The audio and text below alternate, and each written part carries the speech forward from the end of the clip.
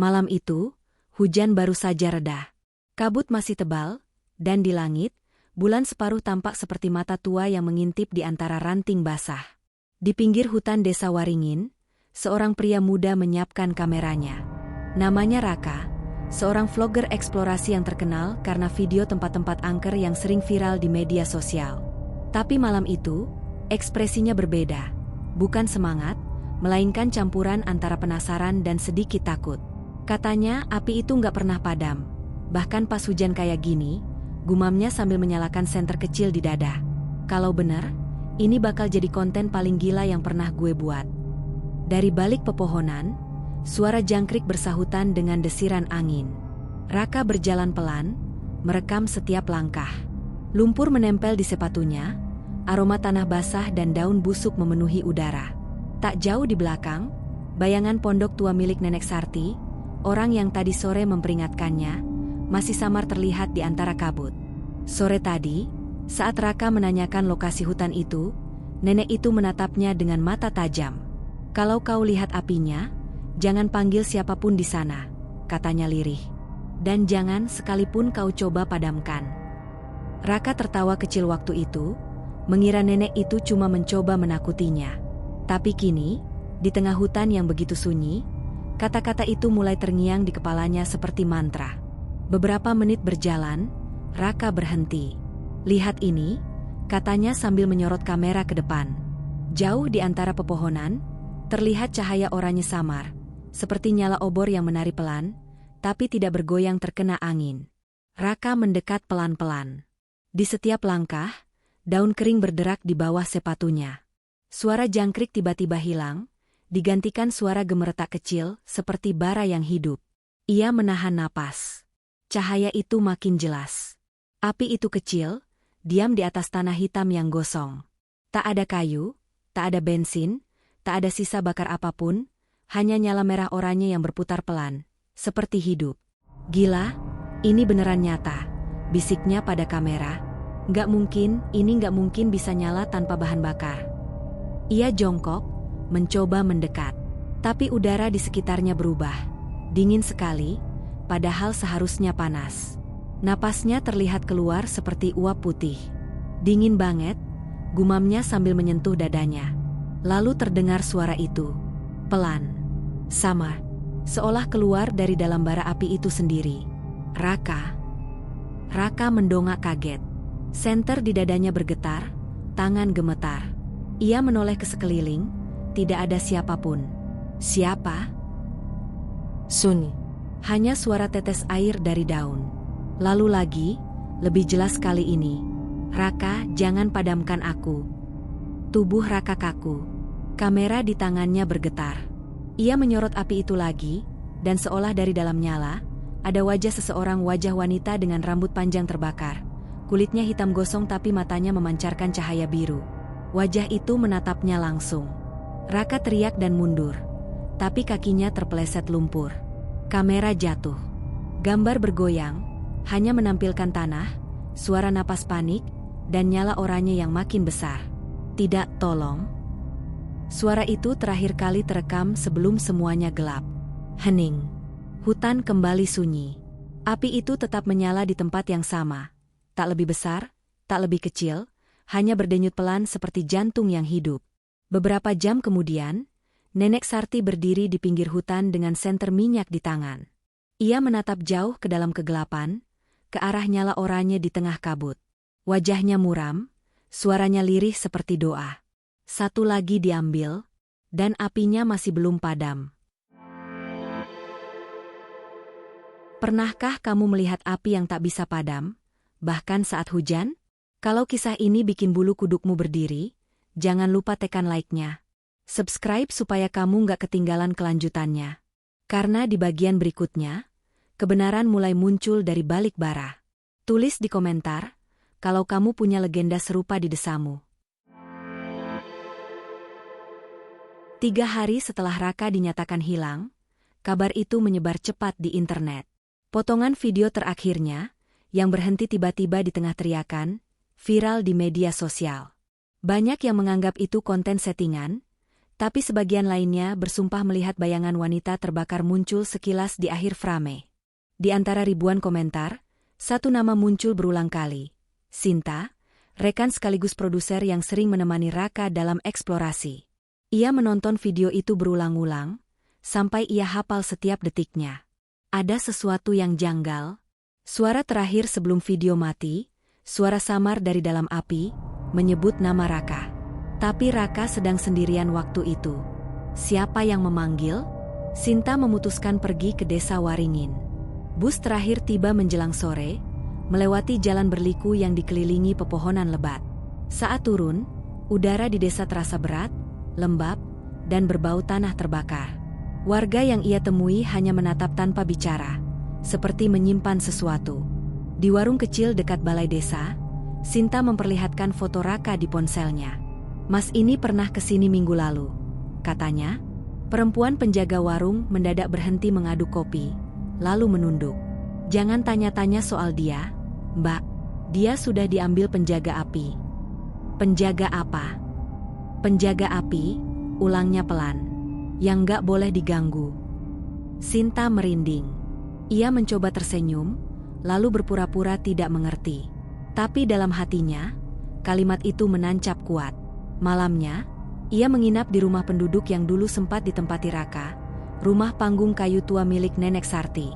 Dindingnya berbau asap dan minyak tanah. Di meja kecil dekat jendela, Sinta menemukan buku catatan lapangan milik Raka yang tertinggal. Halaman terakhirnya hangus di tepinya, seperti sempat terbakar. Tulisan tangan Raka bergetar, terburu-buru. "Api itu hidup. Bukan ilusi. Bukan fenomena alam. Aku melihat mata di dalamnya." Lalu di bawahnya, kalimat terakhir. "Dia tidak terbakar, dia hanya menunggu." Sinta menatap tulisan itu lama sekali. Siapa dia? Di luar, hujan turun pelan. Tapi anehnya, dari jendela, ia melihat pantulan cahaya oranye jauh di dalam hutan. Api itu terlihat jelas meski hujan belum berhenti. Ia hampir membuka pintu, tapi Nenek Sarti tiba-tiba muncul di belakangnya. "Jangan ke sana, Nak. Malam ini bukan malam untuk bertamu." "Kenapa, Nek? Apa yang sebenarnya terjadi di hutan itu?" Nenek itu menghela napas panjang. "Dulu, sebelum desa ini ada, hutan itu dijaga oleh seorang perempuan. Namanya Nyai Arum. Ia menjaga sumber mata air yang memberi hidup buat warga sini. Tapi orang-orang tamak datang, ingin mengeringkan tanah ini buat tambang. Dan mereka menuduh Nyai Arum sebagai penyihir. Mereka bakar dia, di tempat api itu sekarang menyala." Suara Nenek Sarti bergetar saat mengatakannya. Waktu tubuhnya habis dilalap api, tanah bergetar. Orang-orang lari. Tapi keesokan harinya, api itu masih ada. Tidak padam. Tidak membesar. Hanya menyala. Seperti mata yang menatap balik. Sinta menelan ludah, bulu kuduknya berdiri. Lalu, orang-orang yang hilang. Semua yang datang untuk mencari tahu, akhirnya disimpan oleh penjaga itu. Ditarik oleh api. Tidak mati. Tapi, tidak bisa kembali. Malam semakin larut. Sinta menutup buku catatan Raka, tapi pikirannya berputar cepat. Ia yakin ada yang lebih dalam dari sekadar legenda. Mungkin ada gas alam yang memicu api abadi. Mungkin ada seseorang di balik semua ini. Ia tak mau percaya pada kutukan, belum. Tapi suara hujan di atap terasa seperti bisikan yang menyebut-nyebut namanya. Pukul 2 dini hari, listrik di rumah padam. Hanya suara hujan dan detak jam tua terdengar. Lalu, sesuatu berderit. Dari bawah ranjang, muncul suara seperti langkah kecil. Sinta menyorotkan senter ponsel ke lantai, tak ada apa-apa. Tapi di dinding kayu di dekat jendela, terpampang bekas telapak tangan hangus, masih berasa pelan. Ia mundur, menatapnya dengan napas terputus-putus. Dan di luar jendela, nyala oranye itu muncul lagi, lebih dekat dari sebelumnya. Hujan belum berhenti, tapi api itu tetap menyala, seolah menatapnya. Lalu dari arah itu, samar-samar terdengar suara lembut. "Jangan padamkan aku." Sinta jatuh terduduk, air mata bercampur dengan air hujan yang menetes dari atap. Ia tahu satu hal, Raka mungkin belum mati. Tapi ia tidak lagi di dunia yang sama. Pagi itu, kabut belum sepenuhnya hilang saat Sinta berdiri di tepi hutan. Hujan semalam menyisakan udara lembab yang menusuk tulang. Di sebelahnya, seorang pria tua mengenakan seragam kehutanan lusuh menyalakan rokok. Namanya Pak Darmo, satu-satunya orang yang bersedia menemaninya ke tempat api itu menyala. Sudah lama nggak ada orang berani datang ke sini, kata Pak Darmo dengan suara serak. Orang terakhir yang maksa ke sana, nggak pernah balik. Katanya, apinya nunggu yang baru. Sinta menatap pria itu lama. Nunggu? Maksudnya gimana? Pria tua itu tersenyum samar. Wajahnya seperti menyimpan sesuatu yang tak diucapkan. Kalau nanti kau lihat sesuatu, jangan panggil. Dan jangan bilang apapun. Tanpa menunggu jawaban, ia mulai berjalan masuk ke hutan. Langkahnya pelan, tapi pasti. Sinta mengikuti dari belakang, membawa kamera kecil di dada. Hutan itu sepi sekali. Tak ada burung, tak ada serangga. Hanya suara langkah mereka di tanah basah dan bunyi ranting patah sesekali. Udara berubah semakin dingin semakin dalam mereka masuk. Aneh. Matahari sudah tinggi, tapi sinarnya seperti tak bisa menembus pepohonan. Di antara kabut tipis, mulai terlihat cahaya oranye samar di kejauhan, seperti bara api di tengah genangan air. Pak Darmo berhenti. Itu dia, katanya pelan. Sinta memicingkan mata. Api itu kecil, diam, tapi warnanya hidup. Oranye keemasan, menari pelan di atas tanah hitam. Tak ada asap, tak ada panas. Udara di sekitarnya malah dingin seperti embun pagi. Sinta melangkah mendekat. Pak Darmo menahan bahunya. Jangan terlalu dekat. Api itu bisa dengar. Dengar? Iya, jawabnya pelan. Dia tahu siapa yang datang. Sinta menatap api itu dari jarak 2 meter. Ia mengaktifkan kameranya, lalu berbisik. Ini dia, api yang katanya tak pernah padam. Nggak ada sumber panas, nggak ada bahan bakar, tapi menyala terus. Mungkin ada gas alam di bawah tanah, atau... Kalimatnya terhenti. Api itu bergerak. Seolah ada sesuatu di dalamnya yang berdenyut perlahan. Sinta menahan napas. Cahaya itu berubah warna menjadi merah darah, lalu kuning keputihan, dan di tengahnya, muncul bayangan seperti tangan. 1-2 keluar dari bara, hitam dan retak, tapi hidup. Ujung jari-jari itu bergetar, seolah mencoba keluar dari perut bumi. Sinta mundur beberapa langkah, tubuhnya gemetar. Pak Darmo, itu. Tapi suara Sinta tenggelam oleh desiran angin yang tiba-tiba datang dari segala arah. Daun-daun berguguran, ranting bergetar. Api itu semakin terang, hingga tanah di sekitarnya tampak berpendar oranye. Lalu suara itu muncul. Pelan, lembut, seperti bisikan dari balik bara. Sinta. Sinta terpaku. Dadanya sesak. Itu suara Raka. Jelas sekali. Raka? Jeritnya refleks, menatap sekeliling. Tapi tak ada siapapun di sana kecuali Pak Darmo yang berdiri diam, menunduk, tak berani menatap api. Suara itu terdengar lagi, lebih dekat, seolah keluar langsung dari dalam nyala itu. Tolong aku masih di sini. Sinta menahan napas.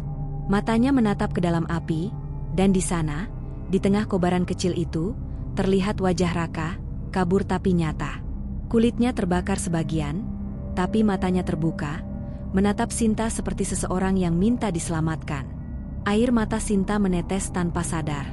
Ia hampir mendekat, tapi Pak Darmo berteriak, "Jangan!" Terlambat. Ujung sepatu Sinta menyentuh tanah di tepi nyala itu. Seketika bumi bergetar halus, dan udara di sekitarnya berubah menjadi kabut hitam. Suara seperti napas berat terdengar dari dalam tanah. Pak Darmo menarik Sinta mundur dengan paksa. Api itu mendadak padam. Hening. Tapi hanya beberapa detik. Dari tanah yang masih hangat, muncul aroma daging terbakar, dan bara kecil di tengah mulai menyala kembali. Kali ini lebih terang, dan di dalamnya, wajah Raka berubah menjadi wajah wanita. Rambutnya panjang, terbakar di ujungnya. Kulitnya gosong, tapi matanya biru terang seperti kaca. Wanita itu menatap Sinta dan berbisik, "Kau tidak boleh memadamkan aku."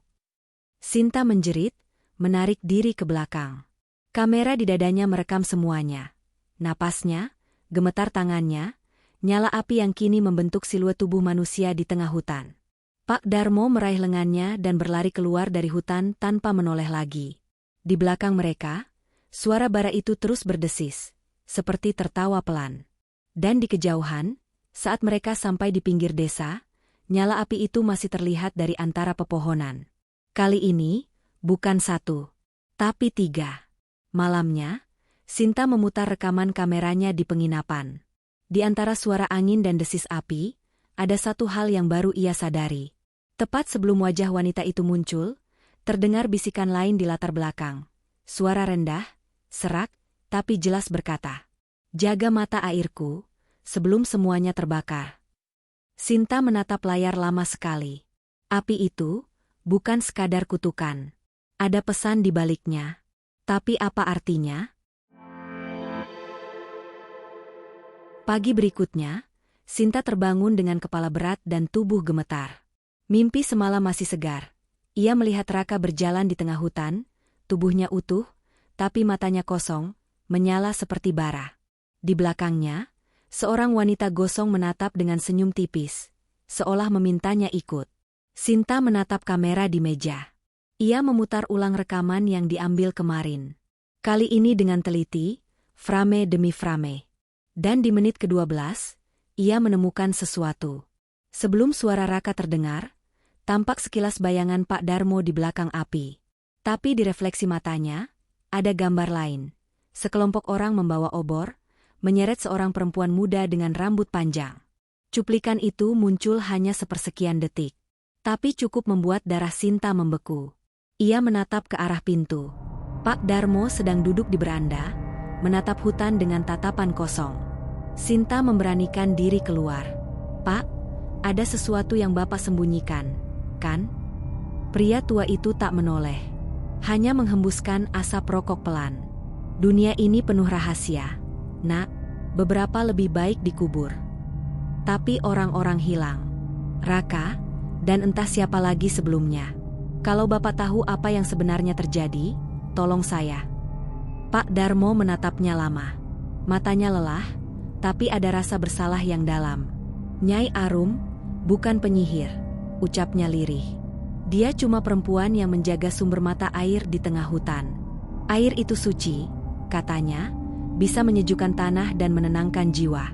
Tapi waktu orang-orang dari perusahaan tambang datang, mereka butuh tanah itu. Butuh airnya. Dan mereka butuh alasan buat mengusir penjaganya." Sinta diam. "Mereka menuduh Nyai Arum menyimpan roh jahat di mata air itu," lanjut Pak Darmo. "Dan malam itu, mereka menyeretnya ke tengah hutan. Aku masih muda waktu itu. Aku," suaranya bergetar, "aku ada di sana." Ia menunduk, bahunya gemetar. "Aku disuruh jaga agar apinya nyala. Mereka tuang bensin, lalu lempar obor. Tapi sebelum api menyala, dia sempat berteriak, 'Air akan mengering,' tapi api takkan padam sampai kebenaran terbuka." Angin sore berhembus, membawa aroma tanah basah. Suara jangkrik kembali terdengar, seolah ikut mendengarkan. Sinta menatap hutan itu dengan perasaan campur aduk. Jadi api itu, kutukan? Pak Darmo menggeleng pelan. "Bukan cuma kutukan. Itu pengingat. Hutan ini dulu hidup karena air yang dijaganya. Tapi setelah mata air itu ditimbun, semuanya mulai berubah. Tanah jadi kering. Orang-orang mulai hilang. Dan api itu muncul di titik tempat dia dibakar." Sinta mencoba mencerna semua itu. Dan semua yang hilang, termasuk Raka. Pak Darmo menatapnya dengan mata sayu. "Mereka dipanggil oleh Nyai Arum. Dia tidak membunuh. Dia memanggil saksi." Kata "saksi" membuat jantung Sinta berdebar. Ia menatap hutan yang tenang, tapi terasa hidup. "Kalau begitu, saya harus lihat sendiri," ucapnya. Pak Darmo langsung berdiri. "Jangan bodoh. Api itu bukan untuk manusia lagi. Kau kira kau bisa menolong temanmu? Tidak ada yang bisa kembali setelah melihat wajah penjaga." Tapi tekad Sinta sudah bulat. Malam itu juga, saat desa terlelap, Ia kembali ke hutan seorang diri. Kabut turun tebal, menelan cahaya bulan.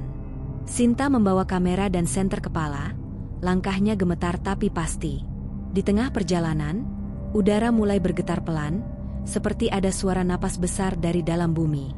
Dan di depan, di tempat yang sama seperti kemarin, api itu menyala lagi. Kecil, diam, tapi kali ini warnanya bukan oranye. Biru pucat. Anginnya dingin, tapi terasa seperti tangan halus yang mengelus wajahnya. Sinta menyalakan kamera. Ini hari keempat. Aku di lokasi yang sama. Api ini berubah warna. Mungkin karena kadar oksigen berbeda. Ia berhenti. Di belakang nyala api itu, terlihat bentuk tubuh wanita. Bayangannya kabur, tapi perlahan menjadi jelas. Rambut panjang, kulit hitam terbakar, dan mata yang bercahaya biru. Nyai Arum. Suara lembut terdengar, seperti dari dalam bumi. Airku dikubur, jiwaku dikurung, mereka semua berdosa. Sinta mundur, tapi tanah di bawahnya berguncang. Dari sela-sela akar, muncul cairan hitam seperti lumpur, beraroma busuk.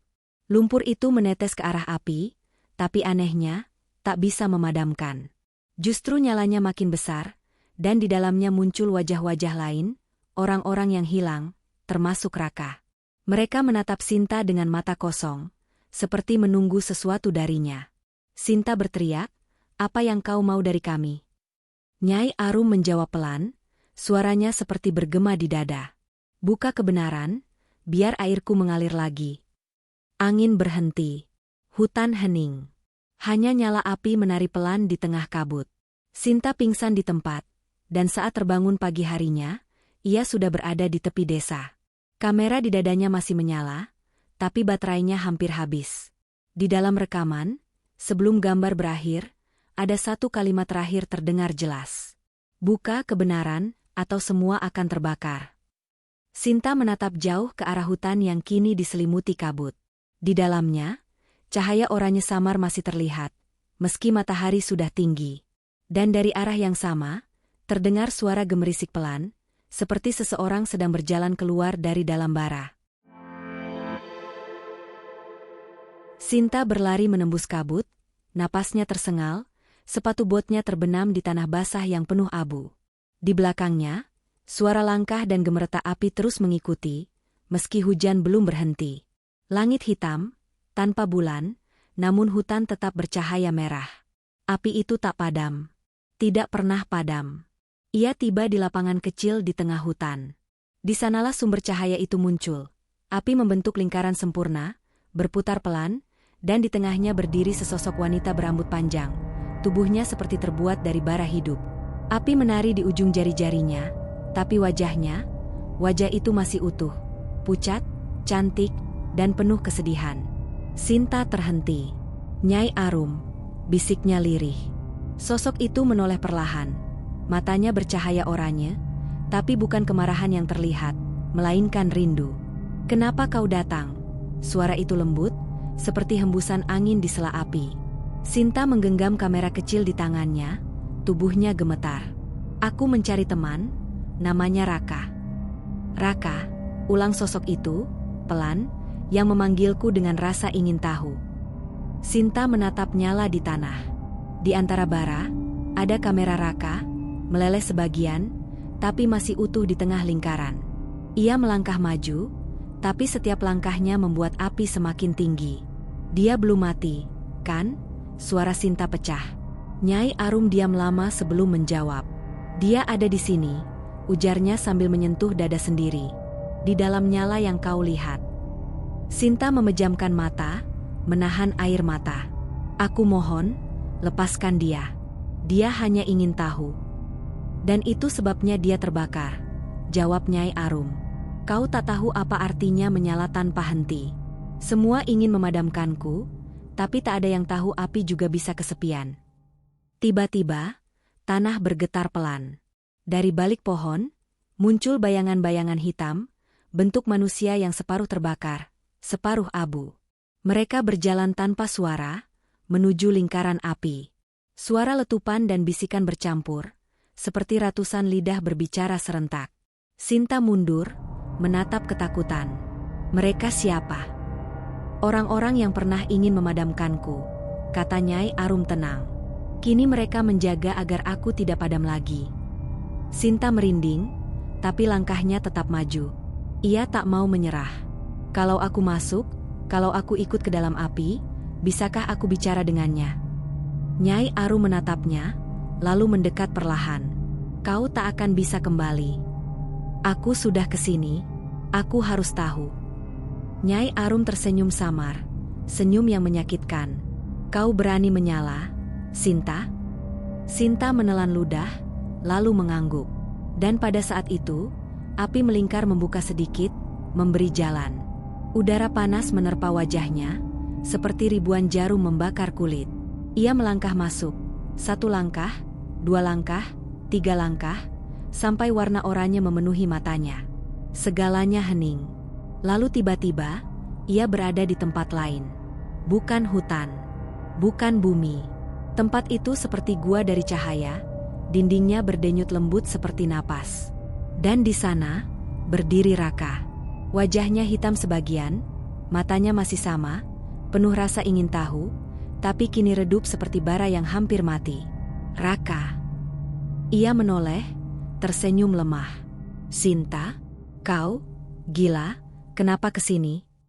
Aku nyari kamu, bodoh, air mata Sinta mengalir. Ayo pulang. Raka menatap api di sekeliling mereka. Aku gak bisa. Aku bagian dari ini sekarang. Aku yang menyalakannya, dan aku yang harus menjaganya. Tapi kenapa? Raka menghela napas panjang. Nyai Arum gak jahat, Sin. Dia cuma marah karena dunia gak berhenti membakar. Aku lihat semuanya waktu aku kesini. Dia cuma pengen seseorang ngerti. Dan aku ngerti. Sinta mendekat, menggenggam tangannya. Tapi tangannya panas, terlalu panas. Kau masih manusia, ucapnya pelan. Aku akan tarik kamu keluar. Raka menggeleng. Kalau aku keluar, api ini padam. Dan kalau api ini padam, hutan mati. Sinta menatapnya, tak sanggup berkata-kata. Nyai Arum muncul di antara nyala, wajahnya lembut. Kau lihat? Api bukan hanya amarah. Ia adalah jiwa yang ditinggalkan. Jika dunia berhenti mengingat, api akan padam. Dan yang mati, mati benar-benar. Sinta jatuh berlutut. Lalu aku harus bagaimana? Nyai Arum menatapnya lama, lalu menyentuh dahi Sinta dengan jari yang menyala. Simpan nyalanya. Biarkan dunia tahu. Biarkan mereka mengingat. Semua menjadi putih. Ketika Sinta tersadar, ia sudah berada di tepi hutan, tubuhnya basah oleh hujan. Tidak ada api di sekelilingnya, hanya tanah hangus yang berasa pelan. Tapi di tangannya, kamera Raka, utuh. Layar kecilnya berkedip. Ada file baru di dalamnya, dengan nama 1 kata. Nyala. Sinta menatap layar itu lama, lalu tersenyum dalam tangis. Api itu memang tidak padam. Karena kini, menyala di dalam dirinya.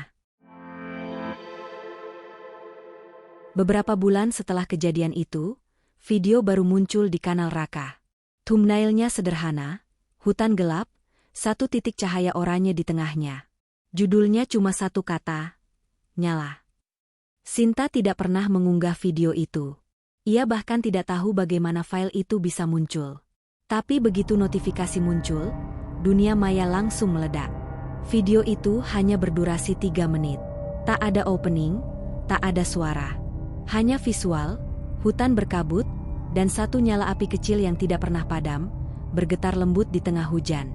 Namun di menit terakhir, ketika hujan semakin deras, terdengar bisikan samar. Aku masih di sini. Komentar membanjiri video itu dalam hitungan jam.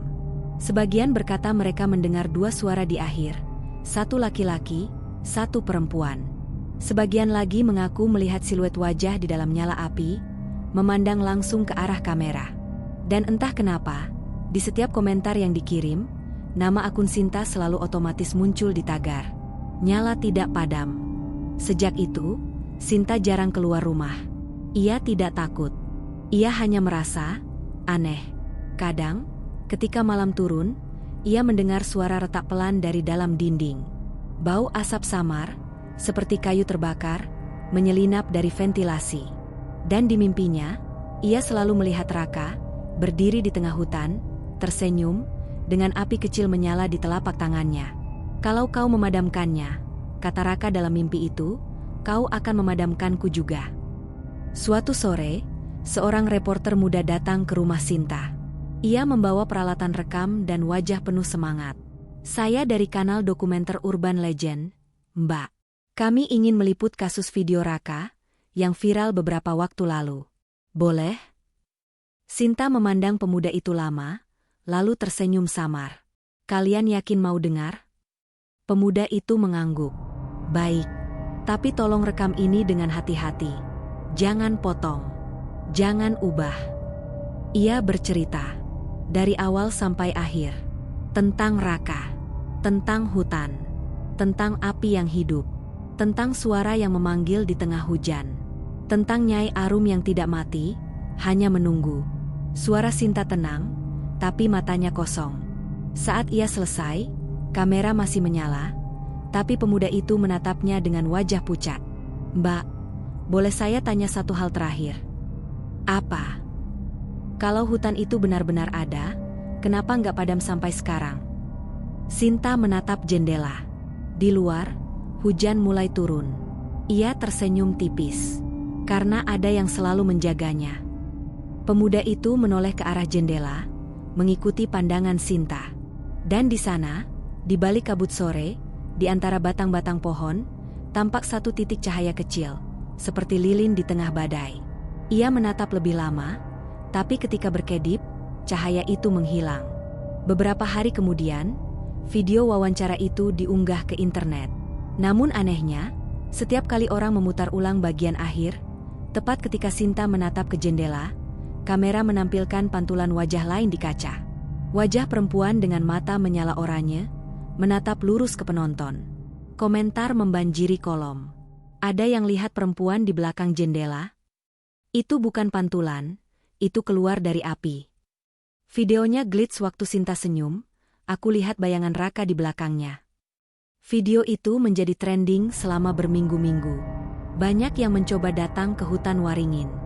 Beberapa berhasil kembali, membawa cerita tentang api kecil yang menatap mereka dari kejauhan.